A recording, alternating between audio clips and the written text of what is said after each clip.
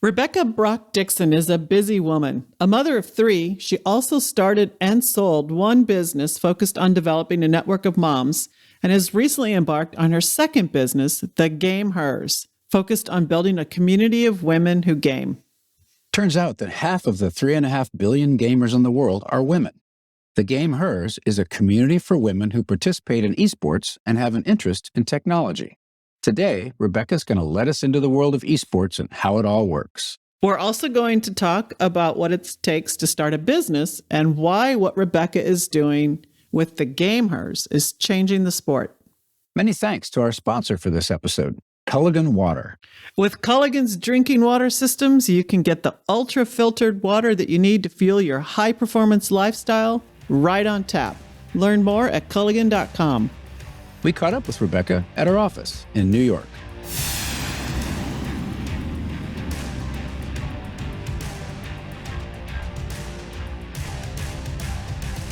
Rebecca Dixon, welcome to the Adrenaline Zone. There's a lot to talk about today. Esports, how it works, what's involved in starting a business from scratch. But let's start with the world of esports. You come from a family that has invested in esports. So tell us how that involved and how you got into gaming yourself. Sure. So my background is not in esports originally, although it feels funny to say that because now it's what I live and breathe. I am a mom of three kids. I have a corporate professional background in media buying and advertising. That's what I spent my 20s doing, and I loved it. It gave me a real passion for brands and branding and human nature and who likes what, and all of that has evolved over time, but at the core, it's still something that I'm really passionate about. And right around the time I was starting a family, I switched out of the corporate world into the entrepreneurial world, but still advertising. I joined two of the co-founders of the gameHERs at their parenting company, and it was a community for expectant and new parents. So great experience. I helped them they had a lot of brands who were interested in reaching new parents. So I helped them facilitate that, grow the company, and sell it. So how I got into esports in 2016, I was still a mom and somebody who had just sold the company and trying to figure out what to do next with my life. I love the entrepreneurial world. I like many, many things about it. It's exciting. It's certainly a lot of adrenaline in the entrepreneurial world on a daily, if not hourly basis. And I was just really interested in a lot of different industries. So I started paying more attention than I had before to what my dad and my brother had invested in and then become very involved with, the esports team Envy. So a few years before that, my brother had been working in the investment world. He was working for a VC. He was trying to identify new industries that were going to become big. And it's actually always fascinating to me. The gaming and esports industry already was big. The statistic that everyone loves to quote is that gaming is twice the size of the movie plus the music industry. So you take movie plus music times 2, gaming is still bigger than that. So I thought, wow, I kind of want to learn more about that. And esports is the professional side of gaming, and women are half of gamers. So those statistics alone caused me to become really interested in esports. Women, community around women. It was their community for women in gaming. And I could tell you a lot more, but that's what got me here. As a typical male, I admit it, I was really amazed to hear that half of 3.5 billion gamers in the world are women. That's it's amazing. Growing all the time, but it's around there. Yeah, we're going to get a little more into that later, but we probably need to rewind and start from scratch because I didn't know really anything about esports until we started talking. So maybe we need to start there. It's like, okay, how is it structured? What is it? How do the teams work? Just as a general intro for our listeners on the whole concept of esports. Sure. And it's a complex question because you can think about it kind of like a sport, but because, nobody owns soccer or nobody owns football. And all of the games that are in esports are video games. So at the core, esports is professional video gaming. It is a word that has become used a little bit generically to mean a lot of different things. But one way to think about it is there are video games, people play them, they've played them for years. And as time has gone on, a lot of the video games are team games. And so you can kind of think about it in the same way that you may enjoy watching, Monday Night Football or, college baseball. If you're an avid video gamer, then watching somebody play video games is interesting and or could be interesting. And so is to a lot of people for sure. There are leagues for certain games that are professional. There is a lot of development in the collegiate space around leagues in a lot of different games.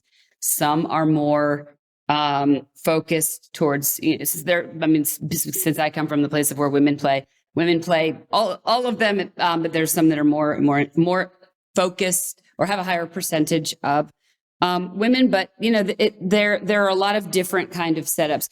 If you want to think about the path to pro, like I'm a kid and I like playing video games, how can I become a pro? I mean, the reality is a little bit like playing basketball on your middle school team and saying, I want to join the NBA. It's not easy, but and it's even probably less clear because there's not just one path. There's not T-ball to baseball to camps in the summer, then to the NBA or the MLB. However, there are things you can do. You can, first of all, play a lot and play on teams is a good way to do it. Meet people. It's actually a big networking space. And so if somebody, let's say you're playing a video game and you happen to be really good and you think you might be good enough to be pro one day, what a lot of people in that scenario will do is stream. So for people who aren't familiar with what streaming means, it means playing video games on a platform where people can watch you. So and then, joining a team is always a great thing. There are tournaments that aren't a part of, let's say, a pro league that might just pop up. So we'll get into what I do right now at the gameHERs more, I'm sure. But, even the gameHERs may sponsor or host or coordinate a tournament just for fun. We just did one recently with Benefit Makeup. So if you can join a tournament with a team and win that tournament, you're going to get visibility. And then if you look at the pro teams that are, like I said, they're not consistent in how they're organized, but there are various leagues. If you win a tournament at a online or at an in-person place, you might get noticed. So that is it's sort of a laundry list of some of the ways, along the path to pro, but it is a little complicated. But I think at the end of the day, if the best way to think about what is esports is, do you like to play video games? If you do you like to watch them? It's the professional side of video games. So I would imagine that if you're a team owner and you want to succeed, you're going to do like baseball does and have scouts and looking for people, as you just suggested. But how about once you actually get to be a pro? Is there a draft, or how are the players paid? Can they be traded? How does that sort of league vibe work in terms of the players? It's all still evolving, truly. There's not really a draft. They can be definitely, they move from team to team. The paying is also a little bit still evolving. So one thing that's interesting also about the esports teams is there are a lot of people for sure who love watching professional esports, and in the way that you think of a professional esports league operating like a professional sports league. That being said, there are a lot of people who like in addition to that, may like watching one person play a video game on their team, but there still could be one person. There could be sort of like the LeBron who stands out alone, or so a lot of the pro esports organizations right now are really trying to figure out how they're going to, stay in business. And it's the team, and a lot of them, by the way, have multiple teams because there are multiple games. So if you think about an organization that has, maybe they have three different games that that they have teams in, and then they might have, who knows, 10 to 15, or it could be more, it could be less. And sometimes they're called content creators, sometimes they're called streamers, but just individuals who are their own brand, but then they also operate under that same team brand. And the reason for that is it's hard to monetize these teams as this industry is still evolving. Now, all you have to do is go to a pro esports event and you will see that the fan base is phenomenally engaged. I mean, it really feels like, there was just the League of Legends Worlds are in New York, where I am located right now, Wednesday to Sunday, 3 weeks in a row. And they're at Madison Square Garden. They sell out. I mean, it's unbelievable. That being said, it's all a big, an expensive sports production. And so the teams are always, the teams are teams, and they're also media companies. So if I'm a fan and I'm going to an event, what am I watching? How does the competition work? Is there like a ring in the center and people are sitting on computers and there's big display monitors? And people can play video games without an end. So how do you create a competition? Yes to all of it. Okay. That's why the League of Legends Worlds are 3 weeks long. Oh, wow. Yeah. And yes to, you picture a big event space like the Garden or the Barclays Center or whatever. People are getting suites. They're on the stage. It's the gamers are set up there. There's coaches and, nutritionists and all of the supporting people are down there. All the sponsors, the jerseys, the mics, the energy drinks, the chairs. I've got my Respawn gaming chair right here that I have from one of our partners. And then, huge screens. And then you have people on their phones checking all the stats, just like, not unlike things are today at, a baseball game. Although, of course, you want to think that everyone's just watching the game. But it's really fascinating. And then tons of activations around the outside with all of the different brand sponsors. And, maybe there's a VR thing over here, and maybe there's a Doritos competition, on this side. And it's pretty fascinating.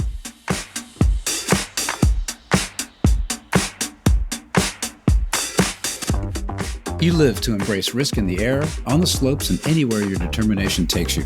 But when it comes to the drinking water that fuels your adventures, you're not looking to take chances. With cutting-edge filtration that can target contaminants as small as a single atom, Culligan's reverse osmosis filtration systems deliver the next level hydration you need to keep working at peak performance, whatever the day brings. Get started by scheduling your free water test at culligan.com. So you've got these players that are, the audience can see them in their sort of pit or whatever you call it. And then there are screens. And so with a Call of Duty tournament, I imagine there are a couple of players on each side, and you're seeing each screen for each person.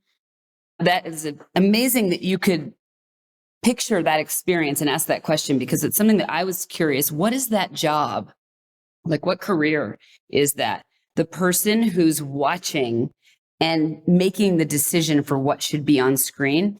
And it's because, by the way, there are broadcasters, shoutcasters, judges, all of these different roles in terms of just like umpires, refs, all of that. So to answer your question, different things are shown at different times. In the Call of Duty tournament that I went to, by the way, I got into this business in March of 2020. Which is 2.5 years ago, most of which was COVID. So I, to date, have been to only one pro esports tournament, and it was phenomenal. You just need to go to one to see what it is, and now I can't wait to go to a million more. So I can, from a firsthand experience, I'll give you how that one was. But then also, it's very similar if you watch some of these online. It was the game and then little, asterisks or like kind of red lights where each person was. But then if it got to the point and ahead of time, the person who's coordinating the screen, I guess the producer, would know to, you so often would be focused in on one person and then that person would die or that person would win or, that win that round or whatever.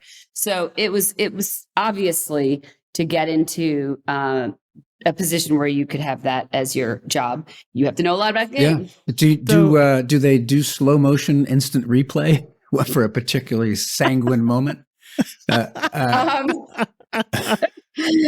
I don't think they did slow motion replay, but they definitely did replay. So there's this arena. So this is like watching golf or tennis, right? So the audience is probably people who play the games, but at a more amateur level, but the pros are really good. So the fan base, then they're cheering their people on. They know something. Most of them know something about the game. So there's probably a lot of energy in the fan base during the event. Yeah. And actually it's funny that I used golf and tennis. I haven't been to a ton of live golf. I've been to a lot of live tennis and it's a little bit I should have said it's like going to like a college basketball game. Yeah. It was, or like a pro basketball, when the players arrived on stage, it was like madness. It was just, complete celebrity freak out. People and all the colors were, all the colors of each team were there. They all have cheers. It is literally like a sporting event. They all have nicknames and, they were giving of course, there's some teams just like any sporting league that are more known for being nice fans and less nice fans and taunting. And it was really, really amazing. Wow.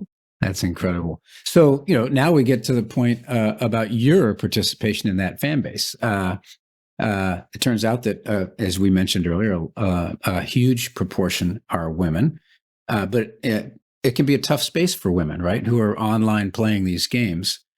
And you are you have your startup, which is called the gameHERs, and I'll spell that, TheGameHERs, but it's kind of a wordplay, the gamers. And what is your business intended to do to support that fan base? So you already said the numbers. There are about 3 billion and growing gamers in the world. Half of them are women. And yes, there are a lot of challenges for women in gaming for sure. And that's something that's gotten a lot of press over the years. There's, the word toxicity is used a lot, both in game for even just casual players, and also in the professional side of gaming in terms of career advancement. And that being said, there are also if half of gamers are women, there are also a lot of phenomenally special and wonderful and impactful stories that include those women. And so having a background I mentioned my background in branding, but also in community building, my co-founders and I felt like, I think we can most likely generally all agree, especially coming out of the pandemic, that at the core, human nature is to want community on some level. And we thought, well, if there are so many women gamers, and if nobody really knows that, it doesn't seem like there are. This was in 2020, so it's much better by now, certainly not just because of what we're doing, but I like to think a part of it.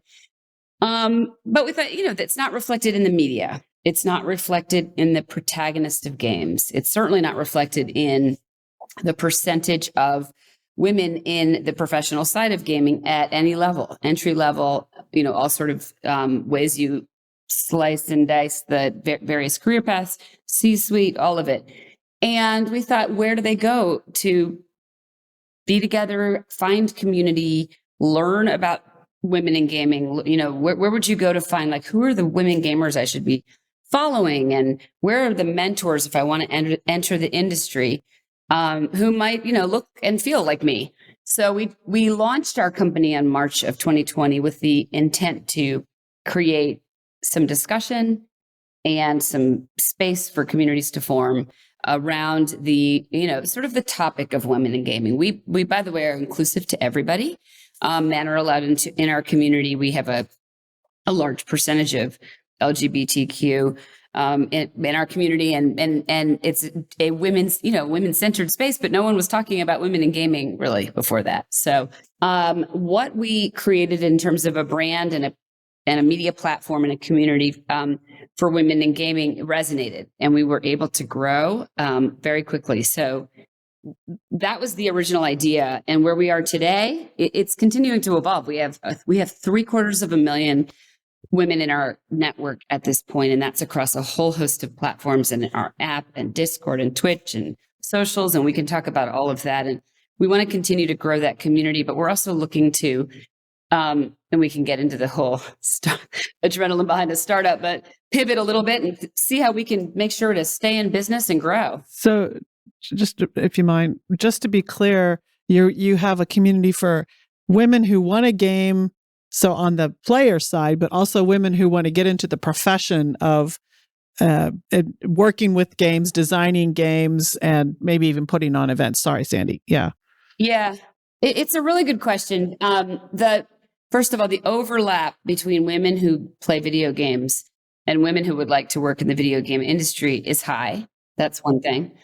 And the other thing, which is probably more important, is that we are sitting in a moment in time when gaming is intersecting with quite literally everything, from education to healthcare to the military to kids, adults. And so the word gaming itself, the video game industry itself, almost needs a little bit of a rebrand, a PR makeover. And so what we describe ourselves as the go-to place for women in gaming. If you want to get a job, great, we have jobs. If you want to just find other people who game, great, got it. If you want to, where's the next women's esports tournament? What brands are, what makeup brands are working in esports? Because I'm a cosplayer, which is, I don't know, a cosplayer is somebody who dresses up as their favorite video game character, and they, really are total professionals at that. And so there's just so many different ways to do it. And so we're a, media company, go-to place for women in gaming. And as a company, as a business, the way we're going to be able to kind of stay in business to keep doing that is to really create tangible value for entities that would like to have access to people, to women in gaming and people who are interested in women in gaming, which is half the population. Because the final statistic I'll leave you with on this topic is 99% of Gen Alpha games. So it's just everybody. I mean, we have another Gen? Oh, gosh. Yeah, I did not know that, by the way. Yeah. We're starting over. It was Z for a while, and now we're back to Alpha. We are. Yeah, it's my kids. That's why. Okay, so a question for you. The actress Olivia Cooke played, sort of double duty in Ready Player One, the film. She played the sort of rebel Samantha, and also her avatar, Artemis. And I'm wondering whether, as you started this company up, whether that was sort of lurking in the back of your mind. Is she sort of a folk hero at all? Or we've gone past that? No, it's such a great question. And I've totally never been asked that, but I would say not that we have gone past that. We've actually come full circle to that. Because yes, it was in my mind. I read the book Ready Player One during lockdown. I couldn't put it down. So it was, it was definitely on my mind. And I loved it. I thought it was just fascinating. And I mean, I read it just as I was on lockdown, starting a business, home, Zoom schooling with my kids. And that's when I read it. So what's interesting about it, though, is so that was on my mind. What wasn't on my mind when we launched was Web3 or the metaverse, because I didn't hear the word metaverse until 6 months after we launched. And then I was actually speaking on a panel one time, and I was asked the question, what is your view on the metaverse?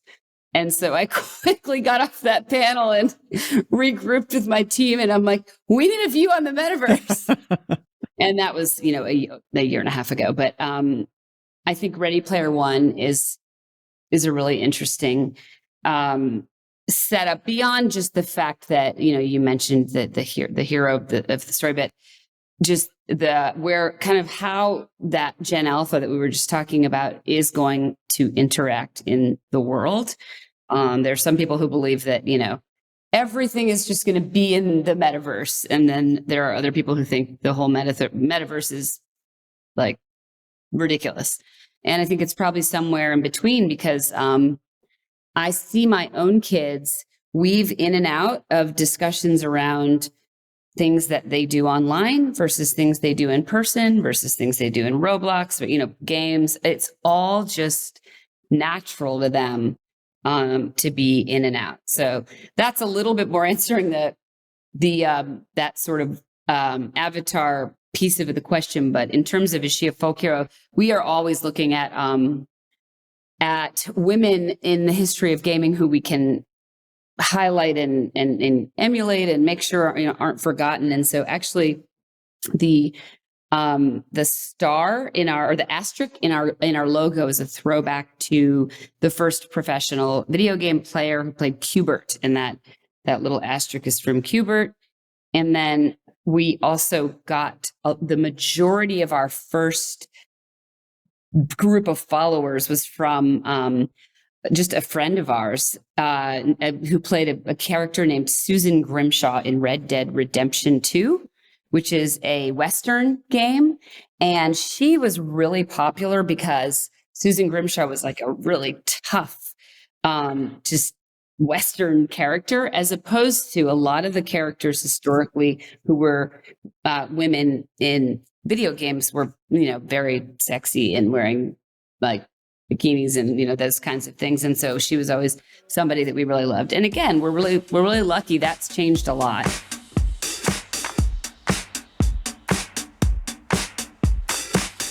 You're passionate about pushing yourself to always be better.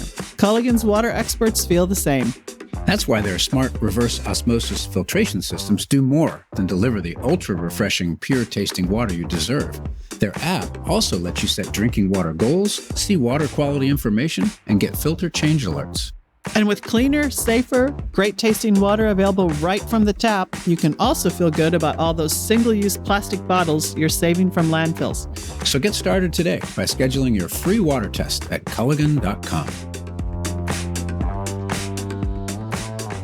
You talked a little bit about the importance of the strong woman character as opposed to the ones running around wearing bikinis and so forth. So can you talk about the barriers and the stereotypes in the gaming community that you're trying to break down via this community? Yes, definitely, because I think that that's really what we are all about at the core. I think there's a lot of actual writing on this and a variety of different opinions, but why the video game space, as for consumers and also as an industry, why it evolved to be so heavily male, or at least to be perceived as so heavily male, is it has a couple of reasons. One of them, really, quite frankly, is that video games were put in the boys section in toy stores in the 80s. Yeah. It's like one of the main reasons. And I am a child of the 80s. And my brother got video games and I didn't. And that's just how it was. It's not that I didn't play. I did play with him some. But that, Mark, as a brand marketer and someone who grew up in advertising, it's pretty powerful. So if you just feel like they're for boys, they're for boys. Yeah. That's one thing. So then, the other thing, well, not the only other thing, but another element of the situation is video games historically had a reputation of being, somebody isolating in a basement, kind of degenerate. Did that ever happen? Yes. Was that ever what it was primarily? Probably not, really. It's hard to know for sure. But a lot of the power and value of video games is, again, something that we all need, certainly crave, but need as humans, which is play. So if you're playing a video game with a group of boys and you kind of fast forward that story to adulthood, then you're, on a team of primarily men in a primarily male, dominated field. It's not that anybody said, let's cut all the women out. It just, that is one way, one thing that evolved. So what are we trying to break down now in this field that even as recently as a few years ago was perceived to be very heavily male?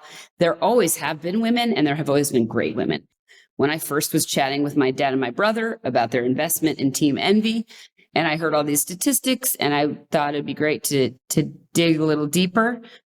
We talked to quite literally thousands of women in a variety of different ways: focus groups, surveys, on social media, on the phone, in person. We were able to go to 2. There's an event called PAX, which is similar to Comic-Con, which is a little bit more widely known outside of the industry. But PAX is a conference, an expo that is for people who love video games. And we went to 2 PAXs before we launched. So we did all of this really, boot on the ground research. And what we found overwhelmingly is that, yes, there's toxicity. Yes, there is, harassment. I mean, some of the things that are said, which are not generally what we lead with at the gameHERs, because it's just not, it is discussed a lot, and we talk about it, and we partner with initiatives in this space, but we don't usually, lead with the words toxicity and harassment, because most of these women want to talk about all the great stuff, how they met their best friends through video games, how they got their career through video games, how they had some serious mental health problems, and video games were a tool that they were able to use. And in fact, one of our strongest partners is, or one of our most long-term partners is the Center for Suicide Awareness. And one of their main tools that they use is gaming. Huh. So it's just That's amazing. So here's a question for you. I'm often asked, what about this generation, and don't they do terribly in the military, and everything's woke and all that kind of stuff? And I come back, and among the many other things that I tell people about how great this generation actually is for the military, I tell them that their electronic hand-eye coordination is phenomenal, partly because they grew up gaming, right? And if you look at the fighter airplane that I flew, we may have had 3 or 4 buttons on the stick and 4 or 5 buttons on the throttle. The airplanes these days are amazingly complex just from where you put your hands.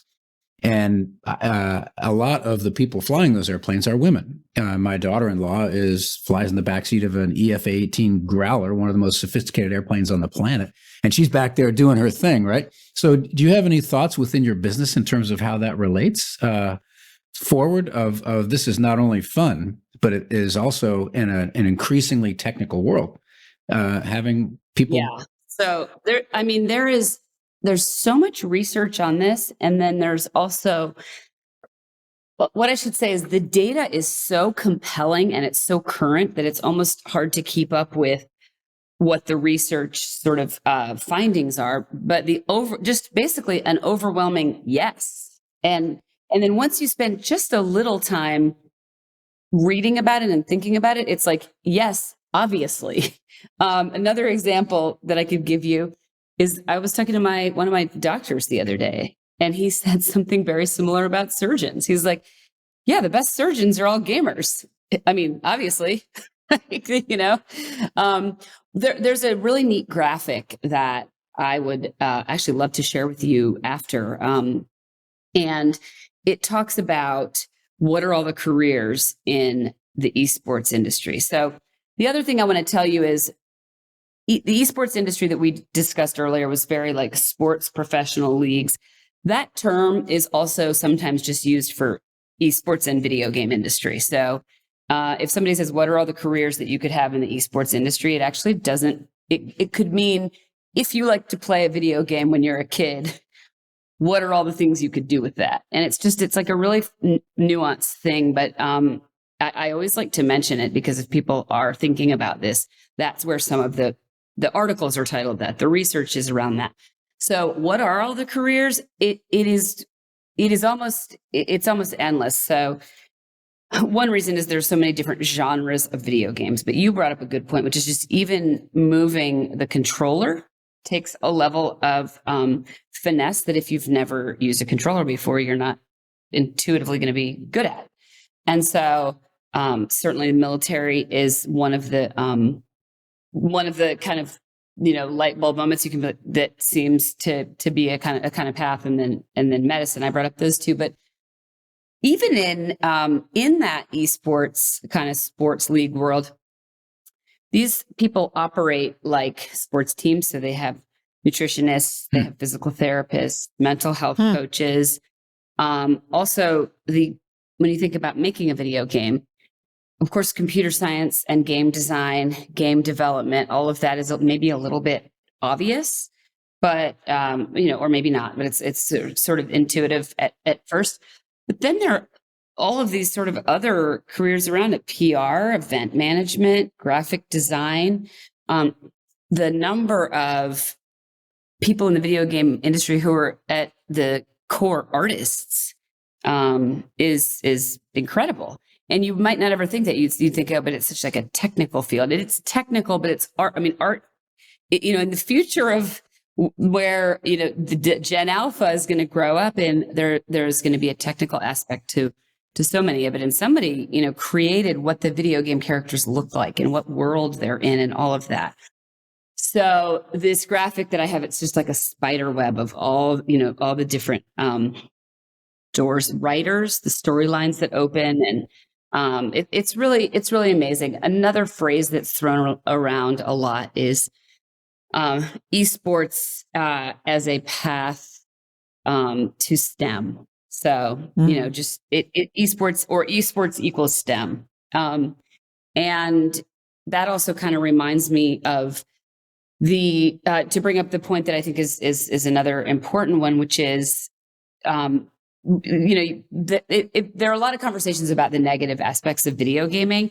And I literally just came from a meeting at my kids' school this morning around screen time and how to manage it in today's world. And as a parent, I mean, of course, I don't want my kids just playing video games all day, every day and doing nothing else. And I mean, they're 10 and 12 and 5, and they have things to learn and places to be. But there is less discussion around the many, many, many benefits to playing video games. We just discussed some of them, the career pieces of it. We talked about mental health, I think also for community building. So how will you know? What's the measure of success or the metric that you're using to know if you're having an impact on the larger gaming sector? What would you like to see as an outcome of the organization that you formed? We've been asked before, sort of facetiously, what are you going to do when you're not necessary anymore? And I think the answer to that question is, people always do like communities that feel, like-minded people. And I mean, I'm in a million women's groups in other places in my life. So I don't necessarily know that will not be necessary as a community space, the go-to place for women in gaming. But how will we be successful? That's a tricky one. As an entrepreneur, I'm always thinking of, I have a team. I want to make sure that we stay in a healthy business model so that we can pay our team. One of the reasons we launched as a for-profit instead of a nonprofit is so that we could have the resources to hire people, to facilitate other jobs, and to really make a broader impact. So from a business perspective, I'm looking to, grow our resources and be as successful for our investors on a long-term basis. From a mission-based perspective, I believe that we, there was this story recently about the founder of Patagonia giving away his company. So, and we did this exercise where we were accepted into a venture capital sports tech accelerator, and they have a few different activities that we do just to kind of make us think of questions like the one you just asked us. And we were saying, wouldn't it be great one day if we felt like, it's hard to say what would have had to happen, but enough had happened where we felt like we could give our company away. So he gave his company away to all to initiatives. And, the company's still operating and everything, but he gave whatever piece of it was still his, a way to climate change, I think. So if we were in a position where maybe it's that esports was in the Olympics, which, by the way, it's likely going to be so, and a female had won the gold medal from the, and then XYZ metrics had happened, and we felt like we could give the company away because our work was kind of done. What needs to be done there? It's because it's such a complex industry. It's so broad. Do half of all teams need to be women? I mean, that's just a tricky question to ask everywhere right now. But I think the answer is there is definitely room for us now on the mission side of things. I think there will always be room on the community side, and we're just really thrilled to be a big part of that. Well, it's interesting, the overlap. I hadn't really thought that much about the overlap between gaming and other, things like we talked about, pilots and things. Just a couple of reflections. One, women in STEM. I have to give a shameless plug for Sandra has a great nonprofit called Astra Femina, which I think people ought to check out if they're interested in getting girls into STEM careers. And, a good friend of mine, Gilman Louie, who's on the President's Intelligence Advisory Board with me, he was in the gaming industry before he stood up the CIA's venture capital firm that they use, and has brought that considerable expertise from that industry into some pretty unique things that they've been able to do. So there's a lot of intersections there that are more important than people might imagine. Yeah, I think the STEM, first of all, I can't wait to check out Astra Femina and learn more about it. The STEM piece is so important for young girls because we've talked a lot about for this generation of kids, and probably all of them, but especially this one. If we are going to be successful as parents, as educators, and as stewards of this next generation, we do need on some level to meet them where they are. And if we continue to say, like, get off the screen and well, then they're just not going to interact with us, and because they're going to be doing some version of, broadly, 99% of them are going to be playing video games, right? So why not use what is already a natural path to get to intentionally say, by the way, that video game you're playing, you have a coach, you have teamwork, you have accountability, you're learning eye-hand coordination, you're getting skills that can lead to six-figure salaries right out of college. And another statistic that I love is that kids who play on esports teams are more likely to, a lot of the stuff I just said, like the six-figure salary out of college, but more likely to volunteer in life and be, compassionate and charitable. And, the data behind that statistic, I don't have off the top of my head, but it makes sense. I mean, you're on a team, you're learning responsibility and disappointment and hard work. And it's a lot of the same skills in other places, just a little harder to see at first. Well, Rebecca, we could probably talk for hours on this, I'm sure, but we're running out of time. So we're going to stop on this note about women in STEM, which is near and dear to my heart, and really just want to thank you for spending some time with us. Thank you for what you're doing. It has a huge impact. I mean, when you think about it, the numbers you've thrown out, basically half the people on the planet are gamers. Half. It just boggles my mind. And clearly getting women more engaged and highlighting what women are doing there is super, super important. So thanks for doing what you're doing. Well, thank you. And I hope you two get to a pro esports tournament. I'm sometime. definitely going to. Both enjoy I'm going to it. go. I just have to. For sure. Yeah. Thanks again. Thank you. I appreciate it so much. That was gamer and esports entrepreneur Rebecca Brock Dixon. I'm Sandra Magnus. And I'm Sandy Winnefeld. Thanks again to Culligan Water for sponsoring this episode. Get exceptional water for exceptional performance. Learn more at culligan.com. And check us out on social media, including a short video of our interview with Rebecca on TikTok. Our handle is very simple, @TheAdrenalineZone.